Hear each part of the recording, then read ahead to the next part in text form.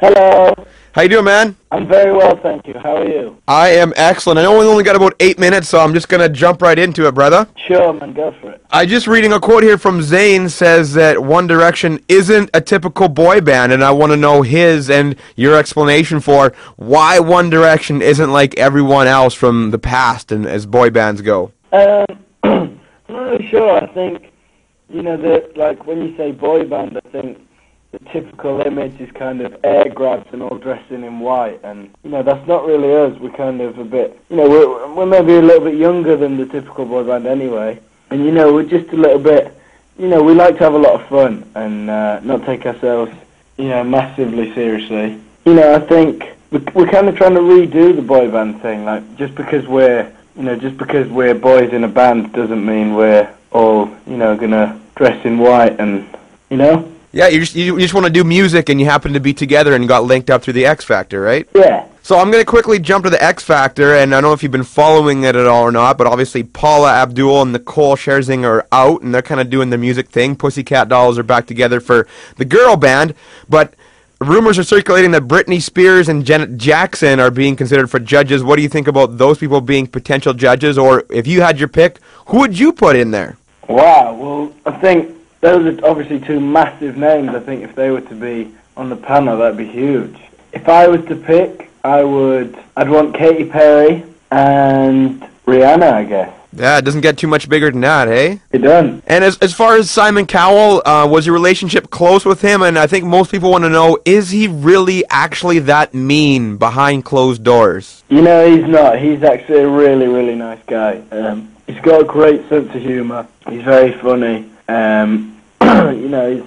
He's very generous. He's a genuine nice guy, and I think to just be working with him is crazy. And during the show we spoke to him quite a lot, and he gave us a lot of freedom and said, "Go and be the boy band that you want to be," and that was kind of important to us. We wanted to make it authentic. So you haven't butted heads with him, or you just kind of like, you more respect him like a dad figure than fear him like a boss? I kind of respect him like an uncle.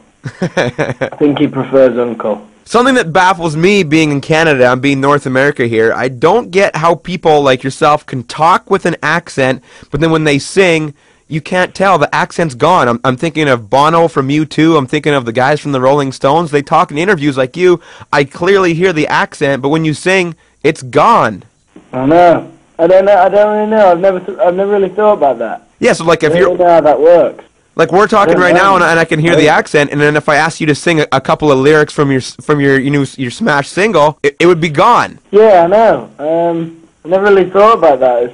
It's strange when you think about it. I don't know. Maybe that's from like the people you grow up listening to. Maybe naturally you take little bits of kind of how they sing and stuff. And like I grew up listening to Elvis and the Beatles and stuff, and maybe that's why.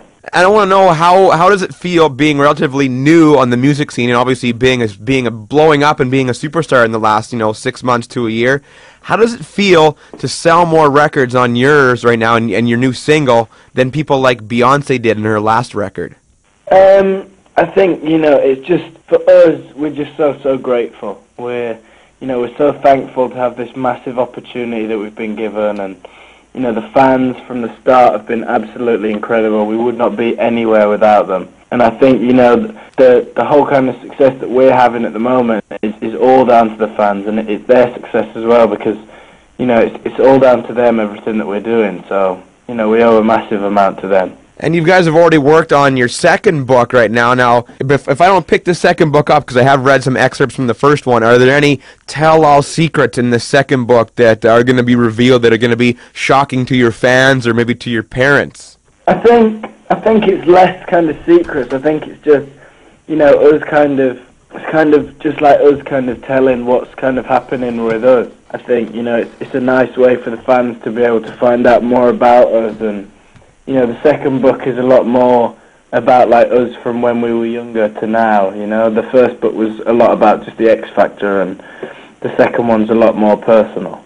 I'm going to do like a bit of a rapid fire here to kind of wrap up the interview. I'm going to fire off some cliche, some typical boy bands from the inception of time, and you have to pick one or the other, okay? Okay. Backstreet Boys or NSYNC? Backstreet Boys. New Kids on the Block or 98 Degrees? New Kids on the Block. Boys to Men or New Edition? Boys to Men. The Beatles or the Jackson 5? The Beatles. O-Town or Westlife? Westlife. Hanson or LFO? Hanson. And the Jonas Brothers or B2K? The Jonas Brothers. All right, some interesting selections there, and you know, you guys have to create the mold now for what you think and break down some barriers of what you think boys in a band should be, whether that's a boy band or whether it's, you know, your take on where you guys want to take the music. It's up to you guys now. Yeah, I guess so. We'll give it a go. You know, we just want to work hard, have fun, and see what happens. Hi, this is Harry from One Direction, and you're listening to DJ Anchor on Wired 96.3.